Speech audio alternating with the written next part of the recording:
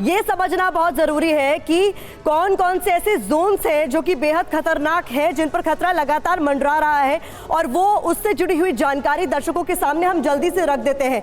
बहुत महत्वपूर्ण है, आपको बता देते हैं कुछ महत्वपूर्ण जानकारी आपके सामने हम रख रहे हैं। कश्मीर, पूर्वी और मध्य हिमाचल क्षेत्र, उत्तर और मध्य बिहार, उत्तर पूर्व भारत, कच्छ का रण, अंडमान निकोबार, ये जो हम बता रहे हैं हिंदुस्तान के भूकंप जोन, अलग अलग जोन के बारे में जानकारी आपके सामने हम रख रहे हैं। ये जोन 4 के तहत आते हैं, ये बेहद खतरनाक जोन है। अलग जोन जो है, अलग अलग जोन के बारे में जानकारी आपके सामने रख रही है। जोन 4 के तहत आते हैं, ये बेहद खतरनाक है, ये बहुत ज्यादा खतरनाक है, जिसके बारे में जानकारी आपको दे रहे हैं हम।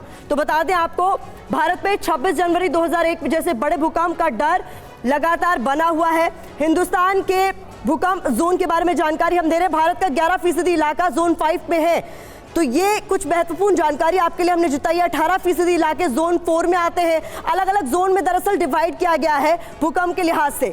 59% इलाका भूकंप के 4 अलग अलग जोन में डिवाइड किया गया है, और जोन 4 और 5 में कौन कौन से इलाके आते हैं उसको लेकर जानकारी हमने आपके सामने रखी है। तो जिस तरीके से लगातार हम बता रहे हैं कि वो कौन कौन से इलाके हैं जो कि इन तमाम जोन्स में आते हैं, उसको लेकर अलग अलग बातें हम करें। डॉक्टर अजय, अलग अलग जोन्स को लेकर जानकारी हम दे रहे हैं। दिल्ली एनसीआर को लेकर जिस तरीके से खतरा लगातार बना रहता है, आप कह रहे हैं प्रेडिक्शंस नहीं किए जा सकते हैं, लेकिन खतरा लगातार इन इलाकों पर बना रहता है।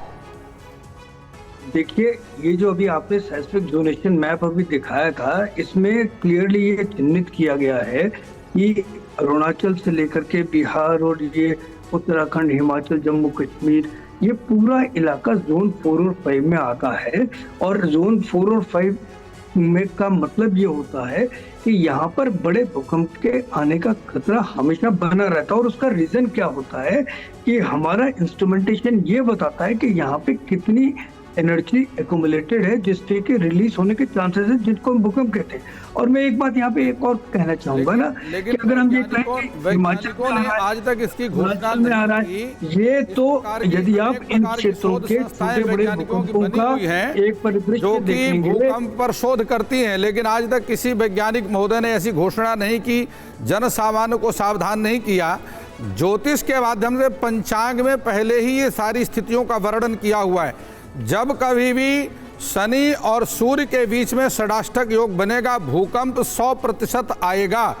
जब मंगल के साथ में राहु का षडाष्टक योग बनेगा, भूकंप आएगा। शनि के साथ में मंगल का षडाष्टक योग बनेगा, भूकंप आएगा।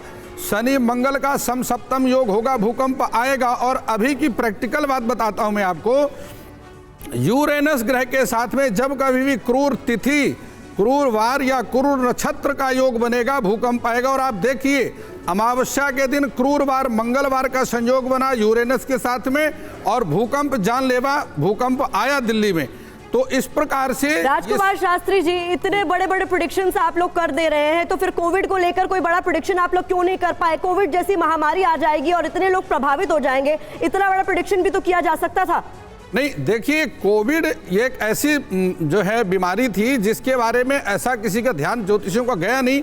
आखिरकार पंचांग में ये घोषणा की गई थी कि बड़ी महामारी का योग बन रहा है। बड़ी महामारी कहाँ है? वो बात अलग है कि आपने उसका कोविड-19 जो नाम दिया, वो स्पेशल नाम आपने उसका दे दिया है। महामारी की घोषणा पंचांग में पहले से की गई थी, और वो पंचांग आज भी अवेलेबल है, जिनमें सारी चीजें लिखी हुई है। बशर्ते कारण ये है कि सरकार विज्ञान को की तरफ जितना ध्यान दे रही है, अगर वे ज्योतिष संस्थानों की तरफ इतना ध्यान दे। देखिए डॉक्टर अजय,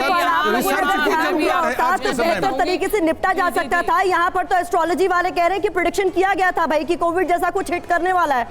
देखिए, मेरी बात सुनिए आप, ये